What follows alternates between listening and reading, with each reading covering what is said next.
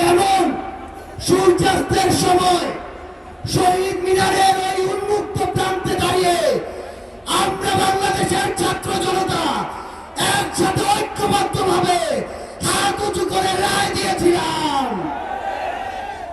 ঠিক তখন থেকে আজ 9 মাস পরে 2025 সালের মে মাসের এই 2 তারিখে এই বাইতুল মোকাররমের সামনে বাংলাদেশের ছাত্র জনতা আবারও হাত উঁচু করে ঐক্যবদ্ধভাবে রায় দিবে।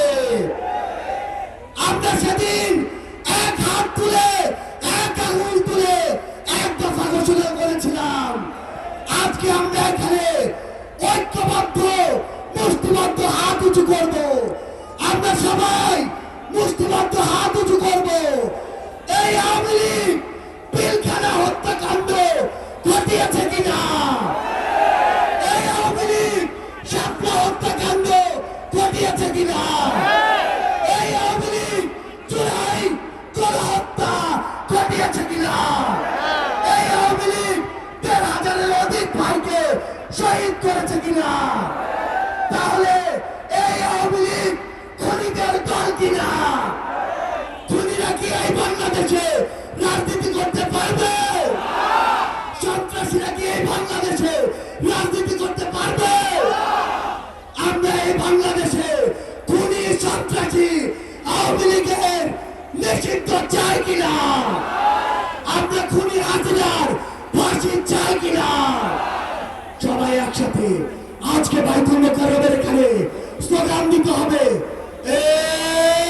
অ্যাকশন অ্যাকশন আওয়ামী লীগের বিরুদ্ধে, খুনিদের বিরুদ্ধে, সন্ত্রাসীদের বিরুদ্ধে, ফাঁসি ফাঁসি ফাঁসি চাই, খুনি হাসিনার ফাঁসি চাই, ফাঁসি ফাঁসি ফাঁসি চাই, খুনি হাসিনার ফাঁসি চাই।